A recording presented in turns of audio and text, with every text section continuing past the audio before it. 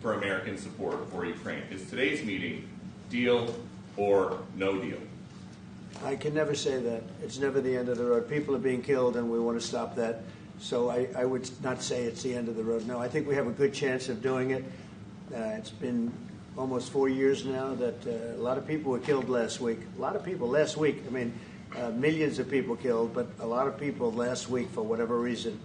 A big number, a lot of soldiers, on both sides. And I know the president, I know myself, and I believe Vladimir Putin wants to see it ended. And as you met with Putin on Friday, today you've got President Zelensky here.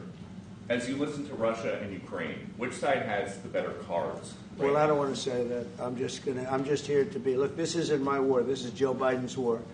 He's the one that had a lot to do with this happening, and we want to get it ended. And we want it to end good for everybody. We want it to end good. The people of Ukraine have suffered incredibly. And to that point, President Zelensky, are you prepared to keep sending Ukrainian troops to their deaths for another couple years, or are you going to agree to redraw the maps? Thank you for your question. So, first of all, we live under each day attacks. That today have been a lot of attacks and a lot of wounded people, and the child was dead, small one year and a half. So we need to stop this war, to stop Russia, and we need support, American and European partners, and we will do our best for this. So, and I think we show that we are strong people, and we supported the idea of the United States, of personally of President Trump, to stop this war, to make a diplomatic way of finishing this war, and we are ready for trilateral, as President said. This is a good signal about trilateral. I think this is very good. Thank you. Mr. President,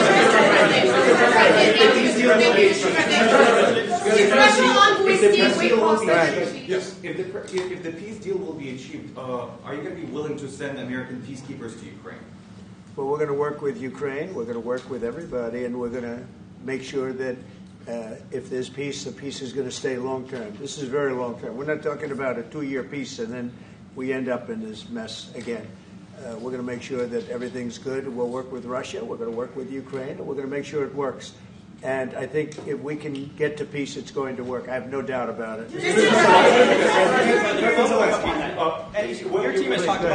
Your team has talked about security guarantees. Could that involve U.S. troops? Would you roll that out in the future? We'll let you know that maybe later today. We're meeting with 7 great leaders of great countries also, and we'll be talking about that. They'll all be involved, but there'll be a lot of help when it comes to security. There's going to be a lot of help. It's going to be good. They are first line of defense because they're there. They're Europe, but we're going to help them out also. We'll be involved. Mr. President, Vladimir Putin mentioned that the war will not end without addressing the root causes of this war. Have you had an understanding what are the root causes of this war? Well, look, the war is going to end. When it ends, I can't tell you, but the war is going to end, and this gentleman wants it to end, and Vladimir Putin wants it to end. I think the whole world is tired of it, and we're going to get it ended. It was, I've done 6 wars. I've ended 6 wars, and I thought this maybe would be the easiest one. And it's not the easiest one. It's a tough one. A lot of reasons for it, and they'll be talking about it for a long time. But they'll be talking about the others. Look, India, Pakistan. We're talking about big places. When you look at, you just take a look at some of these wars. You go to Africa and take a look at that. Rwanda and the Congo, Republic of the Congo. That's been going on for 31 years. And so we've done a total of 6, and we really have 6, not including the fact that we obliterated, and it turned out to be a total obliteration, the nuclear, as you said, the future nuclear capability of Iran. And this one, I think we're going to get solved also. I feel confident we're going to get it solved. Thank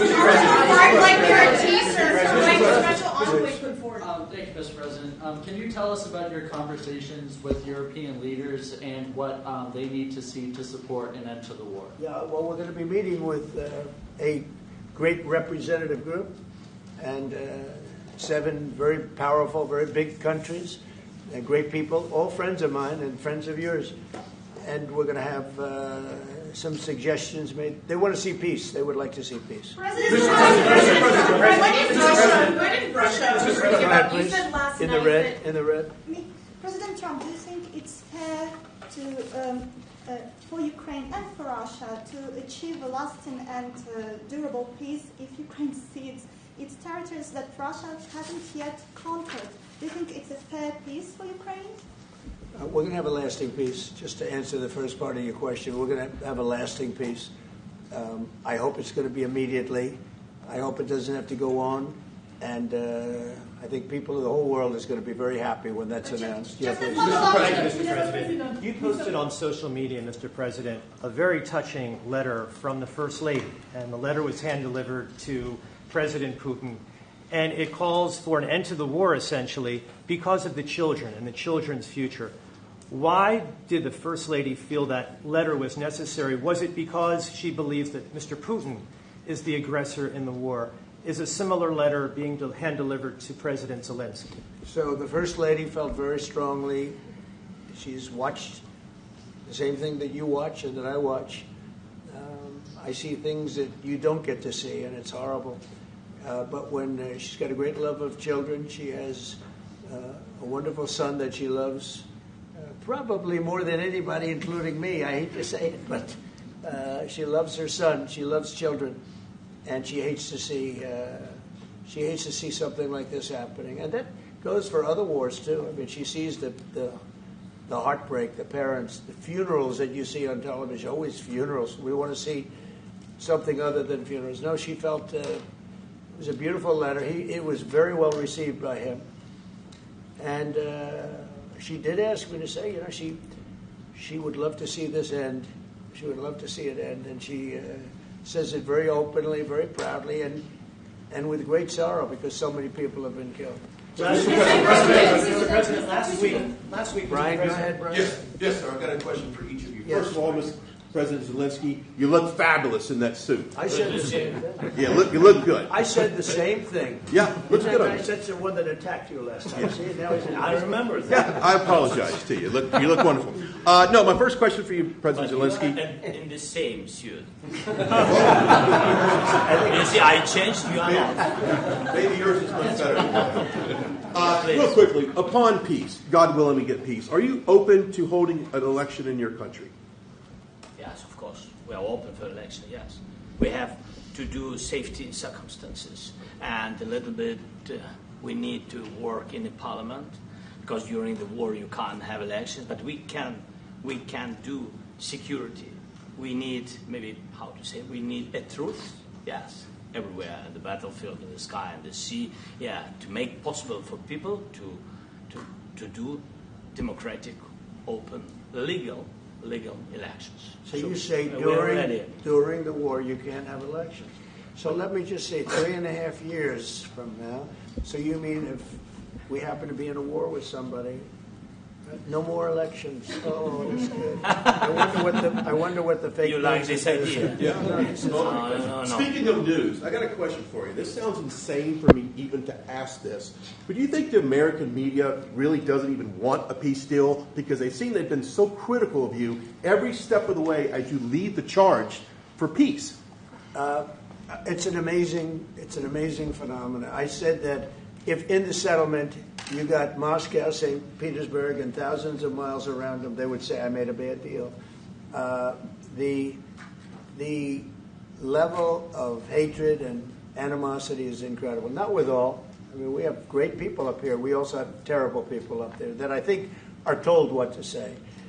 But, in solving all of these wars, they don't even write about it. I saw major wars. I saw wars that have been going on for 31, 35, and 37, and a couple of quicker ones. One that was going to go into a full-blown deal very quickly. You know what the one I'm talking about. It was a big one. But they don't even write about that. No matter what I do, no matter what, and this is not anything to do with you. It's probably to your advantage in a certain way. But no matter what I do, no matter what deal I make, from my standpoint, you'll come out good. Maybe President Putin will come out good. but they'll say Trump was absolutely horrible. It's just that, and I've lived with that for a long time. I've lived with it since just before the first election. I used to get great publicity.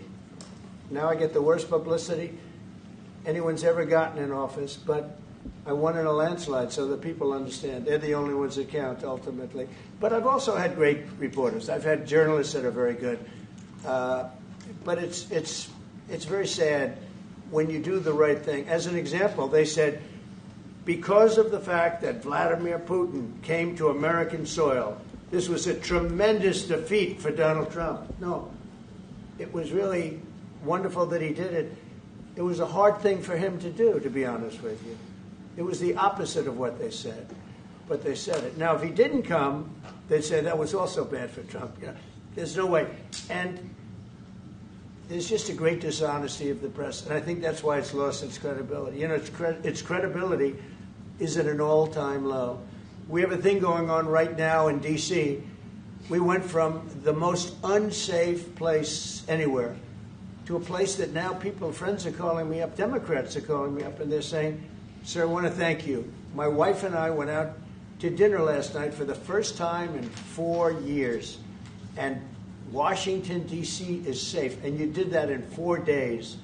I'll tell you, it's safe. I had another friend of mine. He has a son who's a great golfer. He's on tour, and he came in fourth yesterday in the big tournament where Scotty Scheffler made the great shot.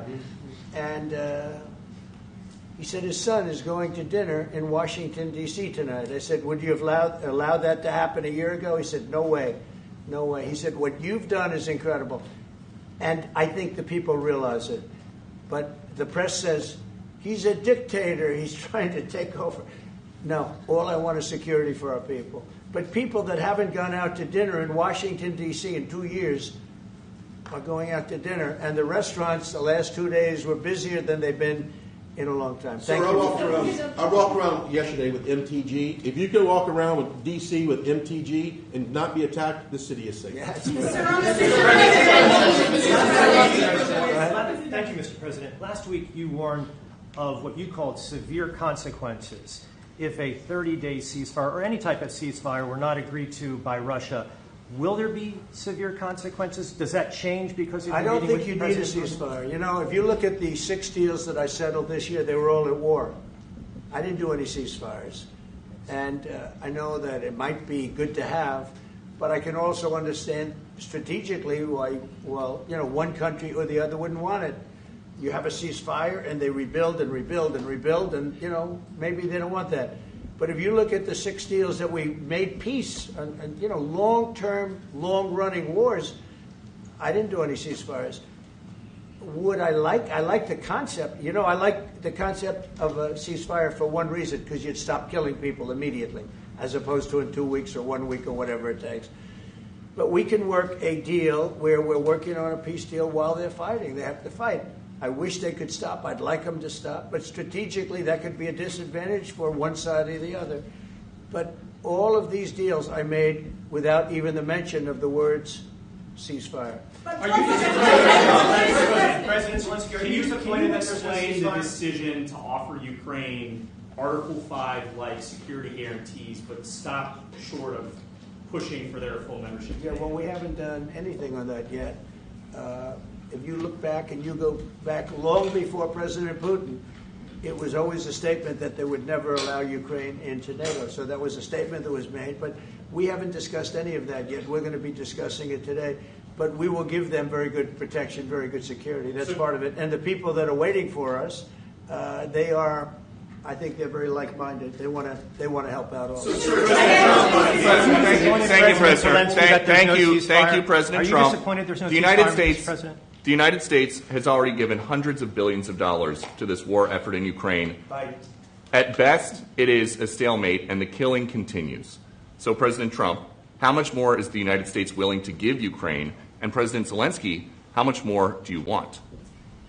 Well, I'll start off just by saying we're not giving anything now. We're selling weapons. This is something before, I guess the number is well over $300 billion. That was under Joe Biden, a corrupt politician, not a smart man, Never was. By the way, go back 40 years. He was not a smart man 40 years ago either. But now he's in particular bad. This was done by a corrupt administration that shouldn't have been in. And frankly, if the right results of the election were given, if I were president, this war would have never taken place. And he would have been very happy because he would have liked to have seen. I mean, they went through hell. He went through hell. This war would have never happened. And the people that were killed, a couple of million people, a lot of people with soldiers and everything else, and the people that have been displaced and forced into other areas and other countries because of what's happened, none of that would have happened. And I'm just saying that he was a horrible president. Whether it was the borders or this, he was just a horrible, corrupt president. Mr. President, you want to I can. Thank you so much. So first of all, we have possibility now to buy weapon from the United States. We are thankful for this program and this opportunity. We are thankful for Europe. They pay for this. And through NATO program, for example, Pearl and etc., we have some programs where we can have some money to finance this. And this is a part, I think. It's not a part for the war and to defend us. It also will be a part for security guarantees, to strengthen our army, to rearm Ukrainian army. This is very, very important. And it depends how much money we need to rearm. For example, the question of air defense, we spoke about it with President Trump, and I'm happy that we have now bilateral decisions and we work on it with production, American production. Nobody in Europe has so many air defense like Patriots, for example. We need it very much, and this is also about defending. I think the good news, we make the best military equipment in the world by far. You mentioned the Patriots. How good are they? Systems. We have systems, they're literally 100% foolproof. And it's really like shooting two bullets, two bullets hitting each other in the air in a space like this. The chance is 100%. It's 99 to 100%. So we sell the equipment to NATO.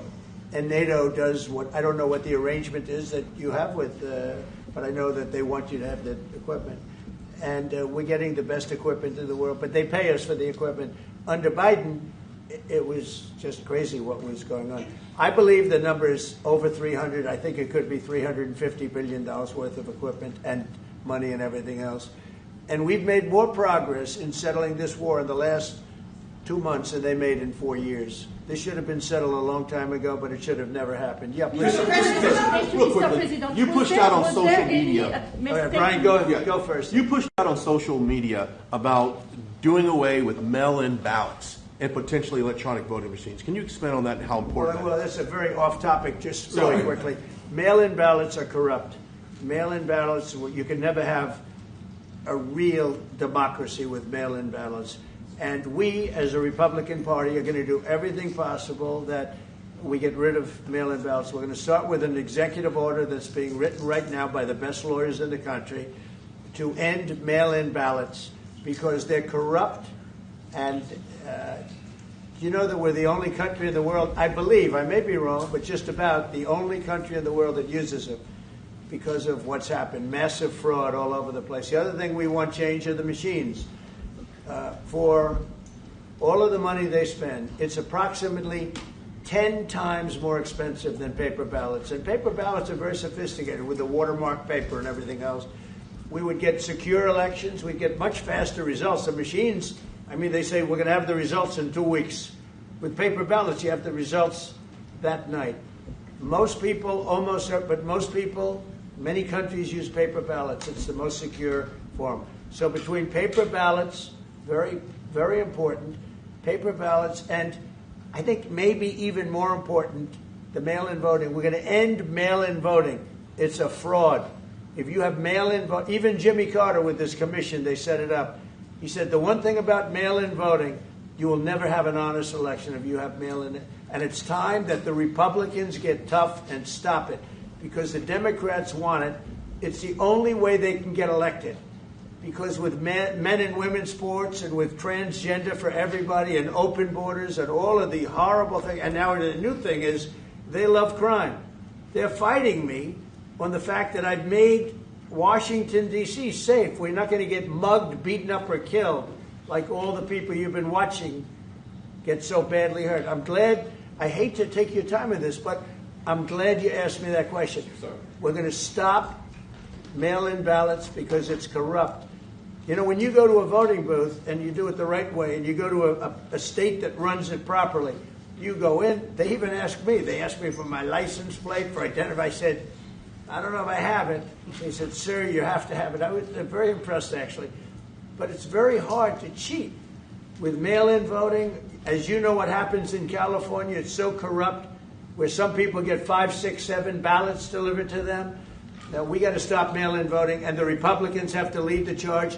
The Democrats want it because they have horrible policy. If you have mail-in voting, you're not going to have many Democrats get elected. That's bigger than anything having to do with redistricting, believe me. And the Republicans have to get smart. We're not going to have a country. I said for a long time at rallies, you need borders and you need free and fair elections. Those two things. Otherwise, you don't have. We have strong borders now. In 90 days, Mr. President, we didn't have 1, 0, 0, and 3 months. Not one person came in illegally into our country. In fact, even I find that hard to believe, but it's run by a little bit of a liberal group that put out the numbers, so I guess it's, but 0, 0, and 0. You go back a year ago, 2 years ago, 3, millions of people poured into our country. It was terrible. Thank you very much. President Zelensky, what security guarantees do you need from President Trump to be able to make a deal? Is it American troops, intelligence, equipment? What is it? Everything.